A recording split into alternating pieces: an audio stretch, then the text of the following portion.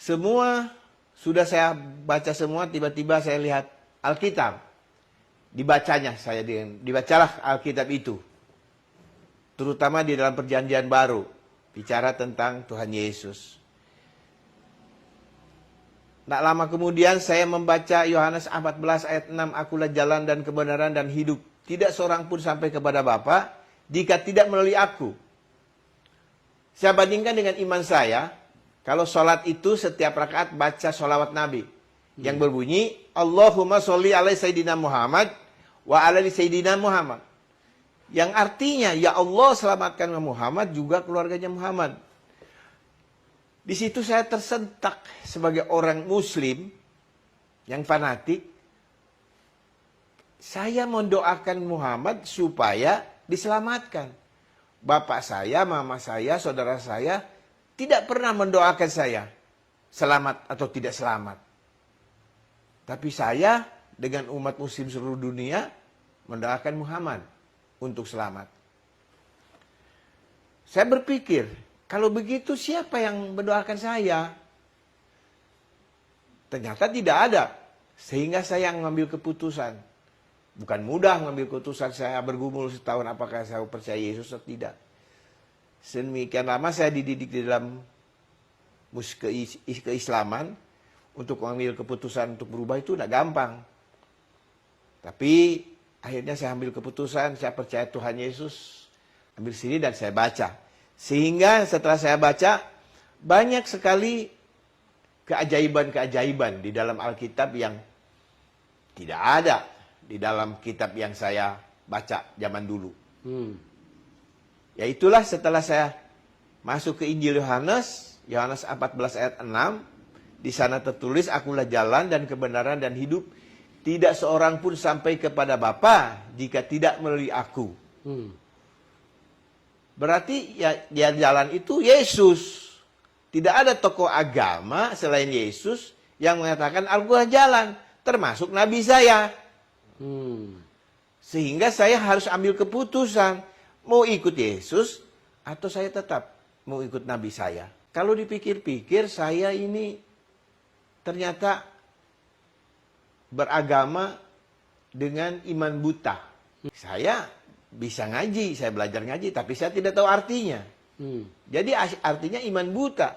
Sementara saya baca Alkitab bahasa Indonesia, dengar arti yang sungguh-sungguh pakai bahasa Indonesia atau bahasa ibu, sehingga saya mengerti apa yang diperintahkan Tuhan kepada orang yang mau mengikutinya. Puji Tuhan, setelah saya mengenal Tuhan, Tuhan robah pola pikir saya. Tingkah saya dirubah, pola pikir tingkah, dan hati pun dirubah oleh Tuhan untuk lebih mengasihi. Dia kenalkan juga tentang Yesus kepada bapak saya, kepada mama saya, kepada saudara-saudara. Merasa jalan gelap sehingga saya ngambil keputusan jadi orang Kristen. Saya bilang tidak, Mak. Saya hanya membandingkan sholawat Nabi sama perkataan Tuhan Yesus di dalam Alkitab. Apa itu? Tuhan Yesus berkata, akulah jalan dan kebenaran dan hidup, tidak seorang pun sampai kepada Bapa jika tidak melalui aku. Dibandingkan dengan sholat aku tiap hari, kalau di jumlah satu hari 18 kali lah baca sholawat Nabi yang berbunyi Allahumma sholli ala Sayyidina Muhammad wa ala ali Sayyidina Muhammad. Sejak itulah, Mak, Teddy percaya Tuhan Yesus sampai sekarang. Glory haleluya, puji Tuhan. Shalom, salam damai sejahtera bagi kita semua. Apa kabar saudara hari ini? Doa kami saudara dalam keadaan yang sehat dan diberkati oleh Tuhan. Saudaraku, ingatkah kita, atau saya ingin menceritakan satu cerita yang pendek kepada saudara mengenai seorang yang kejam, seorang yang ganas, seorang pembunuh, seorang yang begitu punya rasa benci kepada orang-orang Kristen. Seorang yang sangat pemarah dan mudah tersinggung, memiliki karakter yang tidak baik. Dia adalah seorang yang mendapat tugas untuk mencari dan untuk menangkap serta memenjarakan dan sebisa mungkin membunuh setiap orang Kristen yang dia temui. Saudaraku, ketika kita mendengar apa atau predikat yang ada pada orang itu, tentu itu akan menimbulkan satu efek psikologi yang sangat menakutkan. Tetapi saudara-saudara, Tuhan sanggup merubah. Tuhan mampu merubah hal itu. Dari orang yang ganas, seorang pembunuh, seorang pembenci, seorang yang penuh kuasa, datang dengan kuasa untuk membinasakan, memenjarakan, menangkap, bahkan membunuh orang Kristen. Dirubah oleh Tuhan untuk menjadi seorang rasulnya, menjadi seorang pemberita Injilnya. Kalau dahulu dia ingin membunuh orang-orang Kristen, membinasakan orang-orang Kristen, tetapi kemudian dia menjadi orang yang siap dibunuh dan siap untuk menderita demi Yesus Kristus. Bagi Tuhan tidak ada yang mustahil. Allah sanggup merubah karakter hidupmu. Allah sanggup merubah engkau dari seorang pemarah menjadi seorang yang sabar. Tuhan sanggup merubah engkau dari seorang yang penuh dengan kepahitan menjadi orang yang penuh dengan kedamaian dan mampu melepaskan pengampunan. Kali ini bersama saya kita akan sama-sama melihat sebuah tayangan. Tuhan merubah orang-orang yang demikian untuk menjadi pelayan-pelayan Tuhan. Tayangan berikut ini. Terima kasih. Selamat malam. Shalom. Ya, shalom. Memperkenalkan, nama saya Teddy. Nama saya aslinya Teddy Ruhimat. Kalau di kampung saya namanya Teddy Ruhimat. Saya mengenal Tuhan Yesus bukan satu kebetulan. Tetapi saya dari keluarga yang fanatik, mama maupun bapak. Bapak saya seorang militer. Dan kampung bapak adalah, apabila saudara-saudara tahu kota Tasikmalaya, kota Tasikmalaya adalah terkenal dengan kota 1000 pesantren. Ya. Jadi dari keluarga bapak saya hampir rata-rata mereka punya pesantren. Kalau dari mama para pengusaha. Di dalam perjalanan hidup saya, sejak kecil saya dididik fanatik di dalam keagamaan. Sehingga dari kecil belajar mengaji dan lain sebagainya. Sebagaimana orang-orang muslim mendidik anak-anaknya. Begitulah saya dididik di dalam keagamaan yang notabene fanatik. Jadi tidak ada peluang kita untuk bermain-main di dalam keagamaan. Kalau belajar ngaji, salah sedikit main pukul dengan rotan oleh ustadz. Saudara yang kasih dalam perjalanan hidup saya besar karena dengan kekerasan oleh orang tua karena militer, sehingga saya menjadi orang yang keras. Orang yang keras hati, keras segala-galanya. Saudaraku yang kekasih, ketika tahun 67,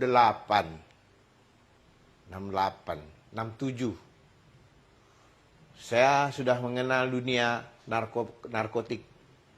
Sehingga saya terlibat pada saat zaman itu dengan ganja, LSD, dan lain sebagainya. Sehingga saya ditangkap oleh polisi dan saya merasakan bagaimana masuk penjara. Kebetulan pada waktu itu belum ada undang-undang narkotik, karena undang-undang narkotik diterbitkan oleh pemerintah tahun 70-an, 74. Saudara yang kekasih, di dalam perjalanan hidup saya semakin hari semakin besar. Satu kali saya merantau ke Jakarta. Dari Jakarta saya merantau ke Manado. Sekitar tahun 75 saya sampai di Manado. Di sana saya tinggal di anggota kepolisian. Di sana beliau itu ketua jemaat di satu gereja. Hobi saya baca. Jadi saya membaca majalah, koran, dan lain sebagainya. Semua Sudah saya baca semua, tiba-tiba saya lihat Alkitab. Dibacanya, dibacalah Alkitab itu. Terutama di dalam perjanjian baru. Bicara tentang Tuhan Yesus. Tak lama kemudian saya membaca Yohanes 14 ayat 6. Akulah jalan dan kebenaran dan hidup. Tidak seorang pun sampai kepada Bapa jika tidak melalui aku. Saya bandingkan dengan iman saya. Kalau sholat itu setiap rakaat baca sholawat Nabi. Yang berbunyi, Allahumma sholli ala Sayyidina Muhammad wa ala Sayyidina Muhammad. Yang artinya, ya Allah selamatkan Muhammad juga keluarganya Muhammad. Di situ saya tersentak sebagai orang Muslim yang fanatik. Saya mendoakan Muhammad supaya diselamatkan. Bapak saya, mama saya, saudara saya tidak pernah mendoakan saya selamat atau tidak selamat. Tapi saya dengan umat Muslim seluruh dunia mendoakan Muhammad untuk selamat. Saya berpikir, kalau begitu siapa yang mendoakan saya? Ternyata tidak ada. Sehingga saya mengambil keputusan. Bukan mudah mengambil keputusan, saya bergumul setahun apakah saya percaya Yesus atau tidak. Sedemikian lama saya dididik di dalam keislaman. Untuk mengambil keputusan untuk berubah itu tidak gampang. Tapi akhirnya saya ambil keputusan, saya percaya Tuhan Yesus tahun 1979. Kalau tidak salah bulan Mei. Ada satu hal, kehidupan orang Manado itu, saya merantau ke seluruh Indonesia, mereka itu menganggap orang itu saudara. Oh. Makanya kan ada pepatah, orang semua bersaudara. Oh. Kalau amen. pepatah di Manado. Iya, iya. Saya tidak dianggap orang lain, walaupun saya masih sembahyang, mereka cuek aja, welcome aja. Dan kebetulan yang saya tinggali waktu itu, seorang polisi berpangkat kolonel. Kalau sekarang kombes, kalau zaman 70-an itu kolonel. Iya, iya. Dan dia sebagai ketua jemaat satu gereja Masehi Injil Minahasa. Iya. Nah, disitulah saya bisa ketemu Alkitab, saya membacanya. Karena saya memang dari kecil sudah pintar membaca. Di rak-rak buku. Di rak buku. Ngambil sendiri, tidak ada yang sodorkan. Tidak pernah diinjili oleh seorang pun. Tidak ada. Saya ambil sendiri, saya percaya itu dalam dorongan Roh Kudus. Ambil sendiri dan saya baca. Sehingga setelah saya baca, banyak sekali keajaiban-keajaiban di dalam Alkitab yang tidak ada di dalam kitab yang saya baca zaman dulu.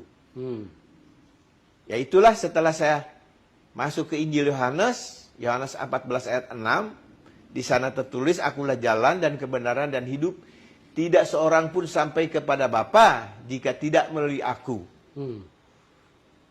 Berarti ya jalan itu Yesus.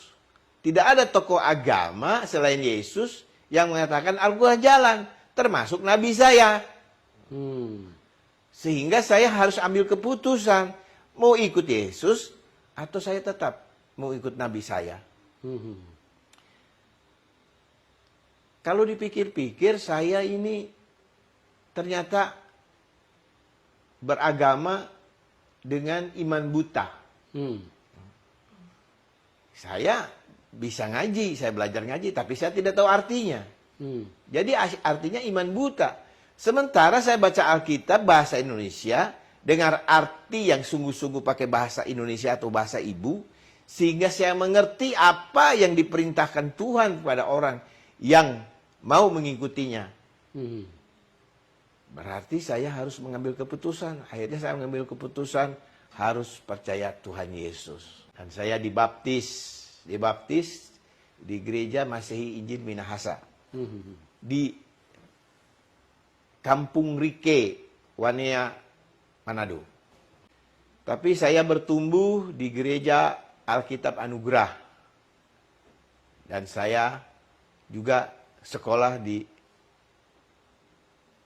Institut Alkitab Anugerah. Sering terlibat perkelahian. Ya, tahun 60-an.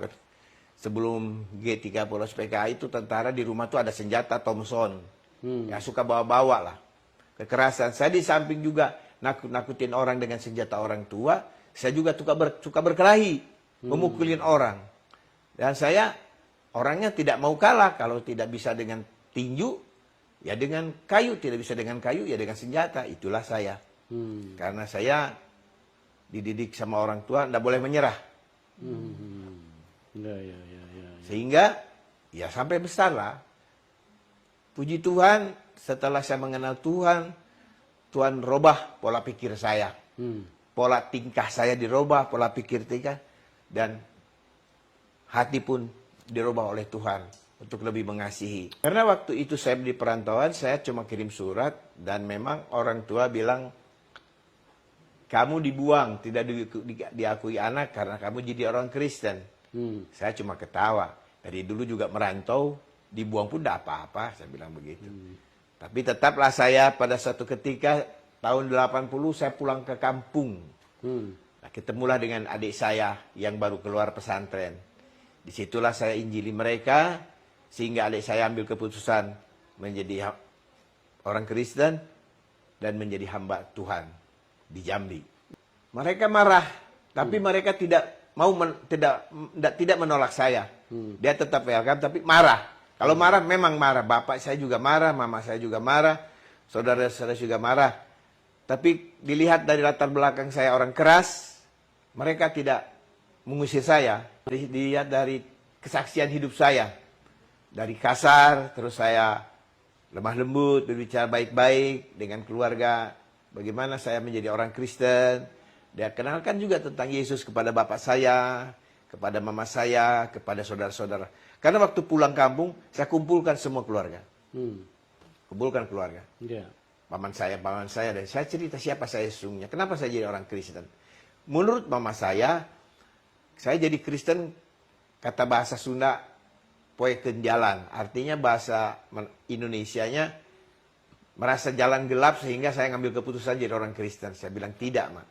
Saya hanya membandingkan sholawat Nabi sama perkataan Tuhan Yesus di dalam Alkitab. Apa itu?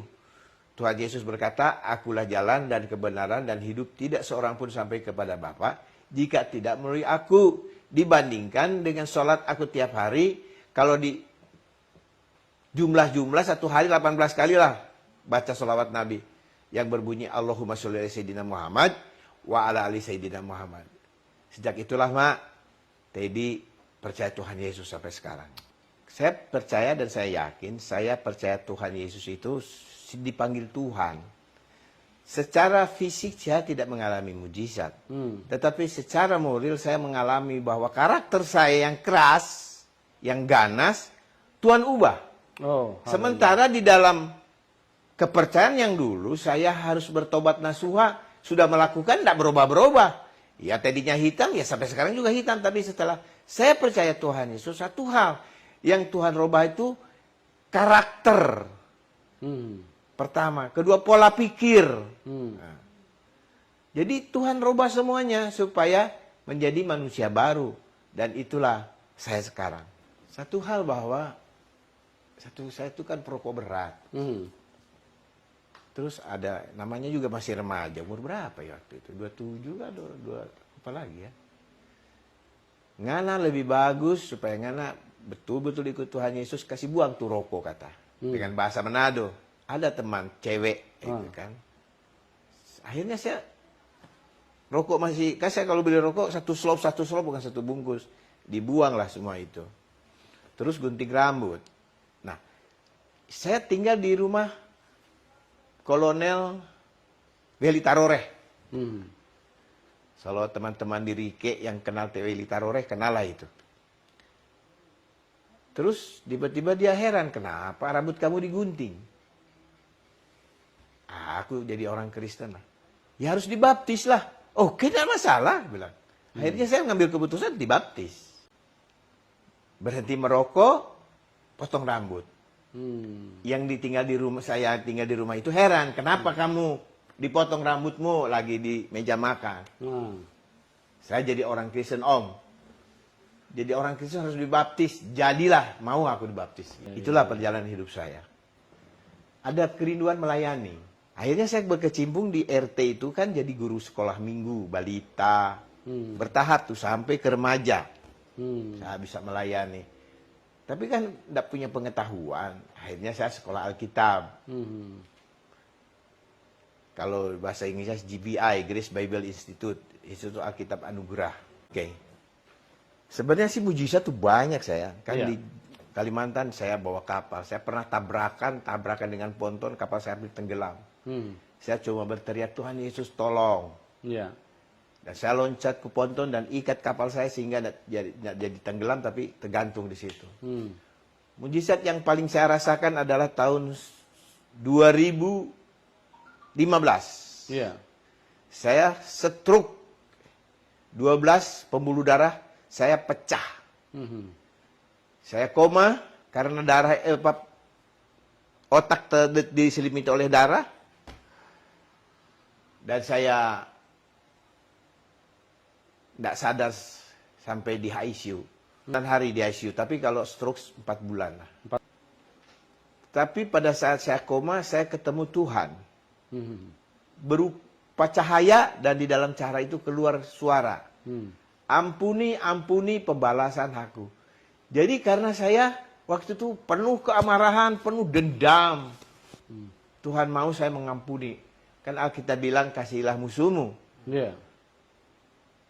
Menurut istri saya kan koma. Saya angkat tangan dan mengampuni orang-orang yang menyakiti hati saya satu persatu. Setelah itu perlahan-lahan saya sembuh. Sampai dokter saya terheran-heran. Dia bilang selama ini pasien saya yang sembuh total cuma Bapak. Oh terima kasih dokter. Kebetulan juga orang Kristen. Dan saya peluk dokter itu. Saya bersyukur terima kasih dokter dipakai Tuhan untuk sembuhkan saya. Walaupun saya yakin 100%. Tuhan yang sembuhkan. Karena dokter bilang udah angkat tangan. 12 titik pembuluh darah saya pecah di sini. Pecah semua. Pecah. Saya diangkat dari rumah itu sudah pingsan saya. Sudah koma. Berangsur-angsur kondisi saya pulih gitu. Pulih. Terus bisa sadar gitu.